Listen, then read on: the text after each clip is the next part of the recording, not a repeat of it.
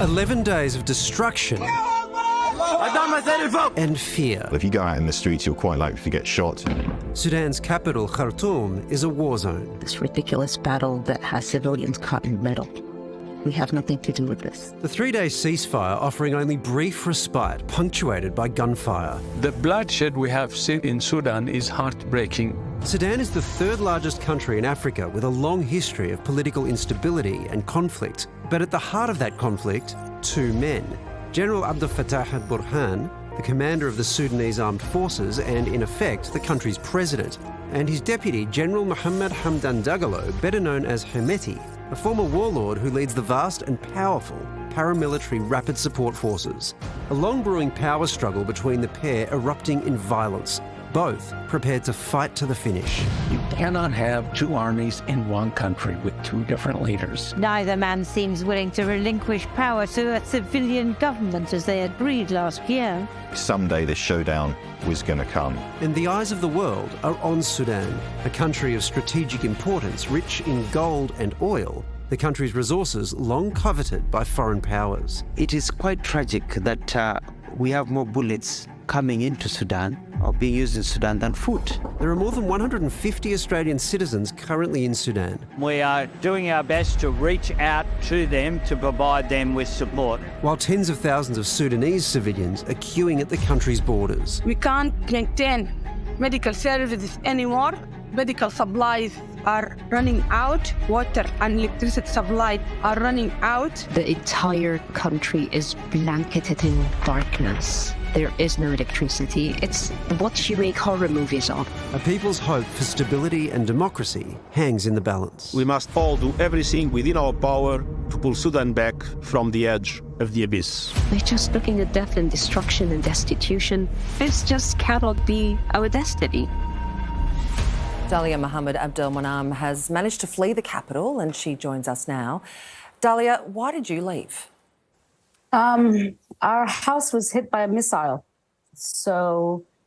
And at the time, I have my elderly mother, my nephew and niece. My niece is with me, and it shook us because our sanctuary was penetrated. You know, this is your home. And at the same time, the RSF soldiers had started to move into our neighborhood. So they were literally parked in front of our house. They had occupied 2 other properties in front of us and behind us. So we were surrounded by them, and their reputation precedes them, and everyone knows how horrific they can be. So we had to take the decision to leave our home. And there was no way we could stay there any longer. It's one thing to decide to leave. It's a whole other story to actually get out of Khartoum. How did you leave the city? How did you find safety? Contacts, phone calls, until we managed to find a coach that would take all of us from Khartoum. We ended up being with my cousins and extended family members. We were like 29 members. And we were very fortunate that we were able to find a bus that had diesel, because there's a fuel shortage in Khartoum, and who was willing to go to Port Sudan, because when we left, the demand was higher to go to the Egyptian border than to go to the eastern region of Sudan.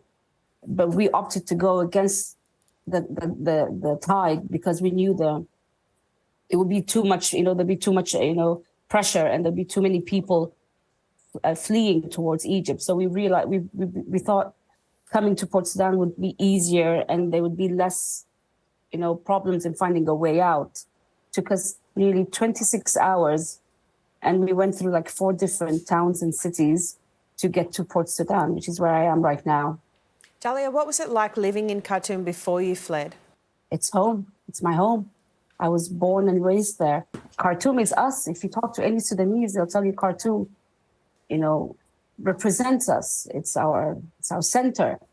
And it was always the place of sanctuary. People who were fleeing other conflict areas would come to Khartoum, whether they were coming from Ethiopia or they came from the western region of Darfur.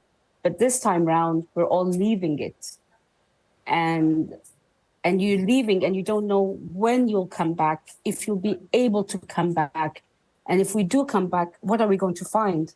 It's the fabric of our life has really been torn apart. For many in Australia, this conflict could feel very far away. What would your message be to them? I mean, I know Australia is pretty more, there's no conflict, so to speak, but you never know. It may not happen to you. It could happen to a neighbor. It could happen to a neighboring country. And then what do you do? How can you extend a helping hand to people who need to flee for their own safety? People need to understand no one leaves because they want to. People leave because they have to. And in moments like this, helping is the only thing, empathy is important. I think the way the world is right now, especially with the internet and social media, everyone is connected. I know what happens in Australia. People know what happens in, Syria. You can't get away from it. You can't live in a bubble and think, no, this has nothing to do with me, because we're all the same. End of the day, we all want sanctuary. We all want good health care. We all want good education. You want to feel safe. And the fact that I don't feel safe in my own house, should resonate with people who, you never know, maybe one day they will also be in the same position that I am in right now. Dallia, our thoughts are with you. Thank you so much for your time and stay safe. Thank you for having me. Have a good day.